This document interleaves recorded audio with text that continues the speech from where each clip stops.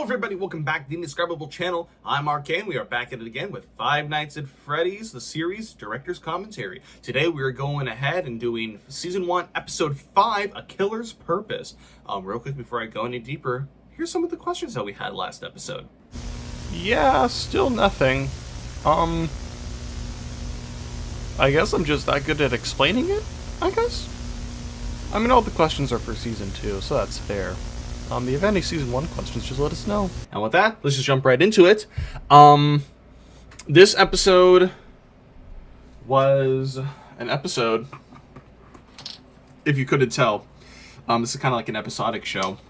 Let me look through my script real quick and see if I have anything crazy. First, I want to see if we had anything cut out, because I think this episode we kind of really prioritized out of a lot of this stuff. I think the biggest part about this episode was, at this point in writing, I knew it was going to be a whole season of like 9 episodes. Because my original, I think we talked about this a little bit when we first started. It's at some point I talked about this. This was kind of meant to be more like a film trilogy-ish, or like just like a film saga sort of thing. And this was supposed to be at the end of the first film. But then we made it a series, and then it was like, oh, this is going to be the season finale, and we're going to have longer episodes and stuff like that. But we just ended up, as I'm writing, I'm like, I don't have any more I need to write for this, just because I was still new to all of this, and I didn't want to go too huge into it. And then going more, I'm like, oh, there's more story we can tell. Let's make all Season 1. Let's have the whole, like, the first half of the FNAF story be in the season, and then the second half be in Season 2 and all that jazz. Which is where we made our way to it now. The biggest thing is I will get to it when we get to the credits. There's a whole little ending that we have in here that we just weren't able to do. And I might do something about that. So stay tuned to the end and let me know what you think. Also, like and subscribe if you haven't already. I really think you should, because this would be a fun show to watch. And you can actually watch the actual show on my channel. We have Season 1 and Season 2 out. And then we might have a little bit of extra stuff in another some extra stuff in the Playlist. And it's interesting. Maybe you should check it out or something like that. I don't know. Only if you want to. But yeah, let's just jump right in. And if I jump right in, I mean, we're going to look at the first frame of this episode. If you look at the right-hand corner, bottom right corner, Fazbear Entertainment, trademark 1983, and then Afton Robotics, trademark 1976. That's my theory, and that's what I believe. I don't think Fazbear Entertainment, I don't know, I lied, it's not my theory. I think the dates did change, just because it's, once again, everybody's still trying to figure out. We don't have an exact details on Henry and William's story, and now Henry, William, and Edwin's story, on how it came to be. Of the theorists over at the Game Theories were saying that, like, Fredbear's Dancing Singing Show was like an actual, like, bear dancing show from the Great Depression. I don't think that's true. I think Fredbear's Singing Show was Henry's first restaurant, and Fredbear was just a costume that they used. I think that's what happened. And then William's like, hey, let's work together and make this happen. And then they made Fazbear Entertainment. And then Fredbear's Family Diner became a thing. And then Freddy Fazbear's Pizza, which was not open in 1979 because they were still doing the concept plans for it. Secret of the Mimic happens in 1979 and all that stuff. And then it opens like a year later or something like that, which still works with a little bit of my timeline of when our Freddy's opens in the series. But just the dates of Fazbear Entertainment and Henry's first restaurant and Fredbear's and stuff like that. Fredbear's was open a bit sooner than I thought. And then, other than that, my theories are still solid. I don't know. I think we're gonna ramble a bit, because this is what the whole series of this is about. Me rambling about stuff. I think my timeline, for the most part, stands up pretty well. The biggest thing is, like I said, Fredbear's was open sooner than I thought it was. Actually, no. Fredbear's was open as soon as I thought it was, but then I changed it. But then I changed my mind and undid it And then Secret of the Mimic came out. I was like, okay, maybe I was right, because in my original script, let me see, because I have the exact date of Fredbear's opening. Yeah, because I have Fredbear's opening in 1976, and then I changed it to 1979. But I think we might have to change that to 1976 again with Secret of the Mimic, because Freddy's isn't open until after 1979 anyway. And so I so basically I predicted the FNAF timeline before it was like even a thing, and I'm just that smart. But anyway, yeah, the little logo down there and stuff like that. I'm just a genius with FNAF lore. What can I say? Let's actually watch this video. I talked about last episode. This sequence was supposed to be what we recorded. First, we will discuss how to operate the mascots when they are in animatronic form. For ease of operation, the animatronics are set to turn and walk towards sound, giving an easy and hands-free approach to making sure the animatronics stay where the children are, for maximum entertainment / crowd-pleasing value. To change the animatronics to suit them, insert and turn firmly the hand crank, provided by the manufacturer. And you can tell this is me getting a bunch of random pieces and gluing them to cardboard. But it kind of gave the idea of what I wanted. Editor Ryan, show what my idea of spring locks were in a cool little animation, because we know how to animate now. Show it up right here. The spring locks was meant to be more of like suit mode expands, and so the spring locks go, and then out of suit mode, and so all the little spring locks would fill up the endoskeleton and then operate the animatronic properly. So like the spring locks in my idea was the endoskeleton, if that makes sense. And then you push it aside, and then the suit would get bigger to show that there's a person inside, and then the suit would collapse to show when it gets smaller. So when there's not a person inside, or when you're spring locked. Turning the crank will recoil and compress the animatronic parts around the sides of the suit, providing room to climb inside. Please make sure the spring lock is fastened tight, to ensure the animatronic devices remain fit. We'll cover this in more detail in tomorrow's session. So please, pay close attention while operating these suits, as accidents / injury / death / irreparable and grotesque may... I had to censor that. That wasn't originally censored. But YouTube was like, you can't do that. I'm like, okay, fine. And then my video where the spring lock scene got popular, and they're like, you know what, that's fine. I will put what that actually looks like in the memberships only thingamahooser, which you can do for $3 a month. That's the cheapest you can go. You can get more. Right now we don't have a whole lot more with the higher tier, other than bragging rights. But we have some stuff we do want to get working on, but like we just need time. And you can see all these videos ahead of time if you do the $3.99. Or no, $3.99 or $2.99. Either way, it's pretty cheap. Anyone can do it. Take your mom's credit card if you want, or your dad's. I'm not saying your mom's around or your dad's around. I'm not saying, or use your own credit card. Give us money with whoever's money you need, or yours. Anyway. And if you accidentally trigger those spring locks, two things will happen. First, all the locks will snap right into you, making deep cuts all over your body, and a split second later all the animatronic parts they've been holding back, all that sharp steel and hard plastic, will instantly be driven into your body. You will die, but it will be slow. You'll feel your organs punctured, the suit will grow wet. Yeah, no, but like I'll finish this. With your blood, and you will know you're dying for long minutes. You'll try to scream, but you will be unable to. Your vocal cords will be severed, and your lungs will fill with your own blood until you drown in it. Remember to smile. You are the face of Freddy Fazbear's Pizza. There we go. No, but yeah. And I immediately forgot what I was gonna say. Shoot. Oh yeah, the miscarriage. I think I said in episode 1. That was just meant to be more like, hey, we need to give Afton a motive, and I was still trying to figure out what I wanted the motive to be, and then I realized he doesn't have to have a motive. We talked about this. Afton is evil. Do not sympathize for this guy. Anything bad that happens to him is nothing compared to the things he's done. He's a bad dude. Don't sympathize. Hate him.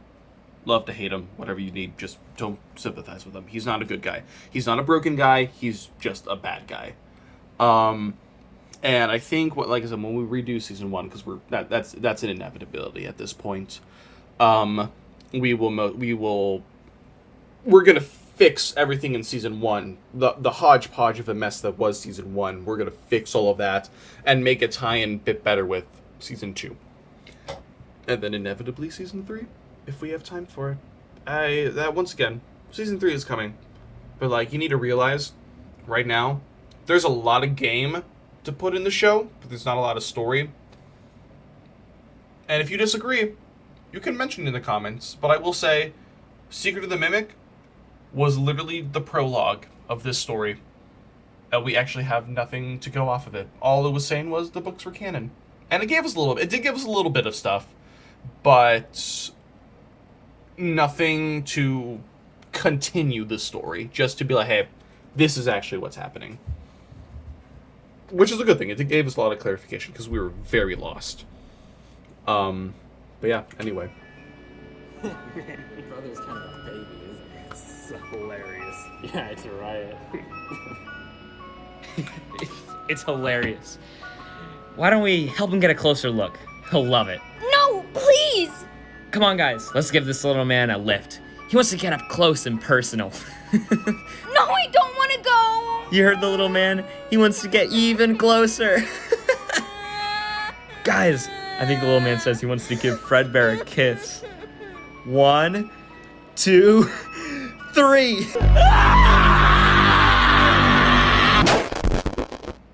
I'd want to redo. Obviously, I would want to redo that. Just because also the original version of this was, if I can find it, or this isn't written down, but when I think we talked about this, the original idea was to do like a really gory. I like wrote the goriest and like most disturbing version of FNAF that I could. I threw up and then immediately deleted it and started over. But one of the things was the spring lock, or not the spring lock, the bite of 83 will literally be, we would see his head get crushed and like stereotypical horror movie, just like douse the boys in buckets of blood. But we obviously won't do that for any version.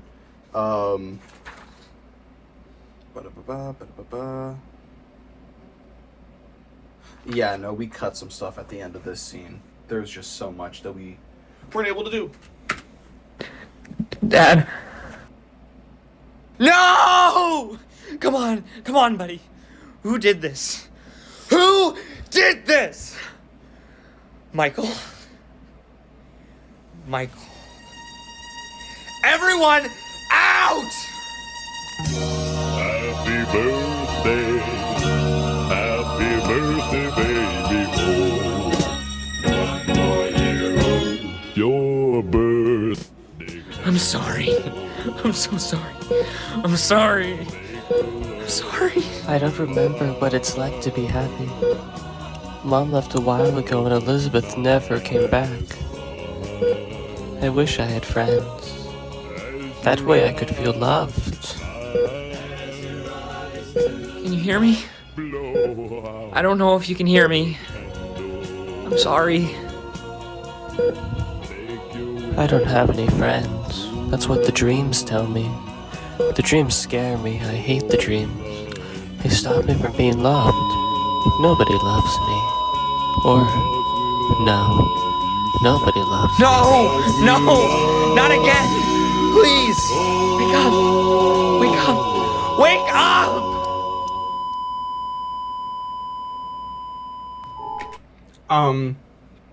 Yeah, no.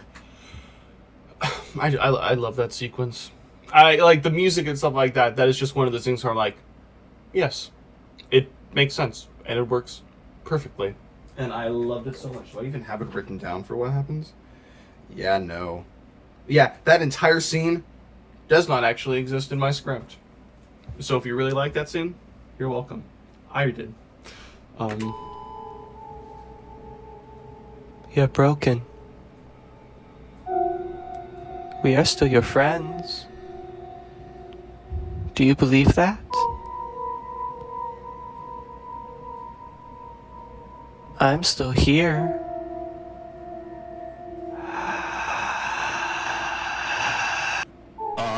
hello. There's been a slight change in company policy concerning you in the suits. Don't. After learning of In a turning surprise, one of the animatronics in Fredbear's family diner has crushed the skull of the 4-year-old son of co-owner William Afton. This is the second child he's lost to an animatronic-related incident. The incident is now... Not the news reporter just throwing shade at William. This is the second kid he's lost in 2 years. Like, come on now, William. No, I stand by this. Golden Freddy is possessed by two spirits. It's Cassidy and the Crying Child. That is why the happiest day ending and the bad ending FNAF 3 both happen, because the happiest day is for the Crying Child and the bad ending is for Cassidy.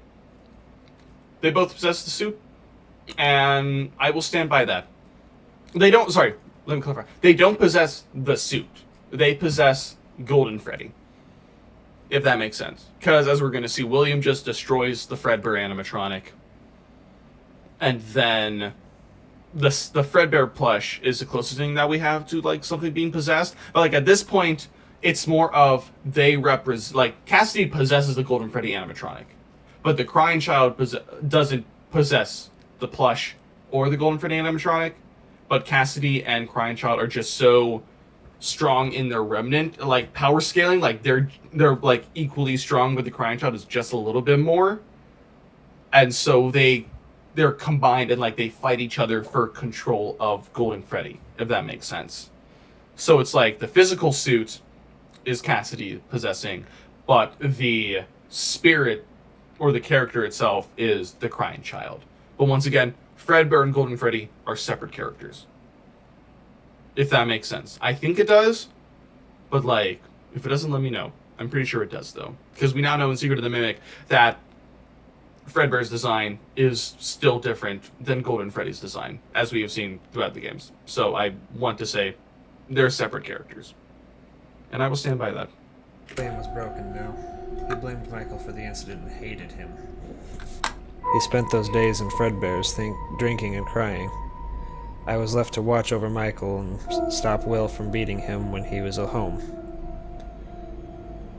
He had no hope or joy left, or so I thought. That's when I found out about the truth.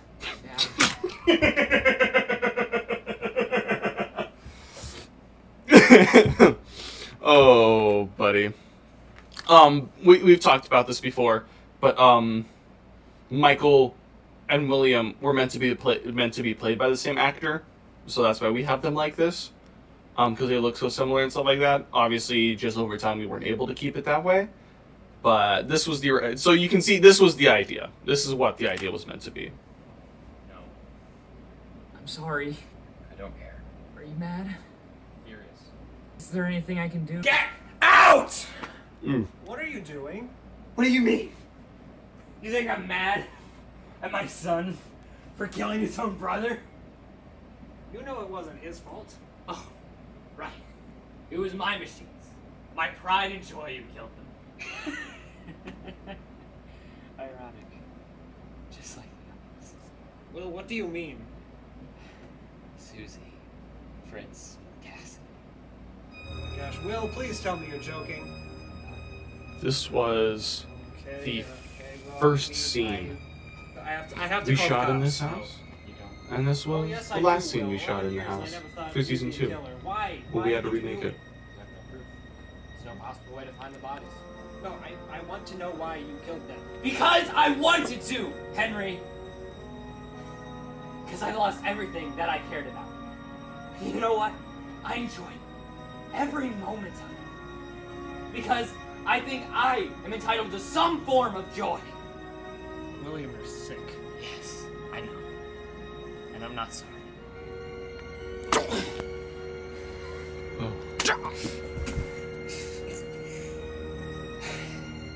don't even know who you are anymore. You may not recognize me, but I assure you it's me. Now, this is what you're gonna do. You're gonna tell the public that I'm no longer the owner, but you're going to stay out of my way. Okay? Yeah, okay. We did not memorize that line. That makes no sense, obviously. here's what he was supposed to say, or here's what was written. And that, I believe that makes a little bit more sense. Okay. Now, you are going to tell the public that I am no longer the owner, but I will still be in charge of Fazbear Entertainment. And if you don't, I would hate to see what would happen to Charlie. Okay?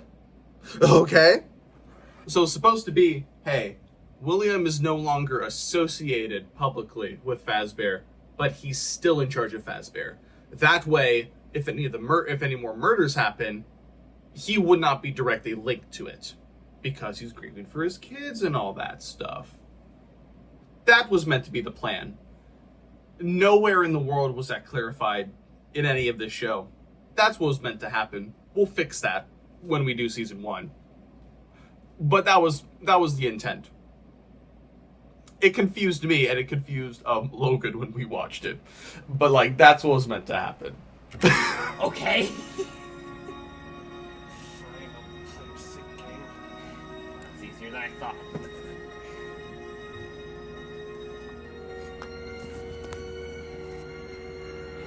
Now go. I've got to get better with that color grading. I don't know when, I don't know how, but I will stop you. I'll be ready for it. Now get out!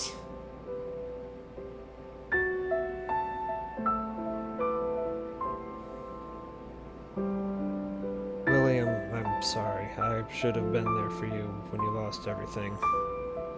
Instead, I stayed caught up in my own dreams and goals. And now it's too late. Next 2 years, William stayed either at home or at Fredbear's, either drinking or working. I don't know what happened to Michael, but I never saw him since. It pains me to remember what a bright and happy family the Aftons once were. The man William once was.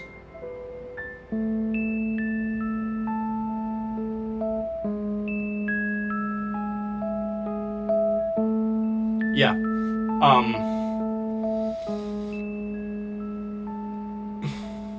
What is this? Oh, I remember. This was when, like, AI image generation, like, first started. And so I just put in random, like, FNAF-related prompts. And this is what it showed us. And I liked it. Kind of looks cool. We'll probably, like, actually do it real. So we're not, like, using AI, because, like, screw AI. But, yeah. No, this is Old Man Henry, as we called him. I'm sorry. This is the, I think we said this in episode 1. This is the narrator of season 1. Everything that's happening is taking place in Henry's audio logs that, like, we see referenced in FNAF 6 and stuff like that. This is him talking over everything and everything that happened. Or no, sorry, not in FNAF 6. This is all of this is being recorded right before the prologue of season 2, which will make sense when we get there.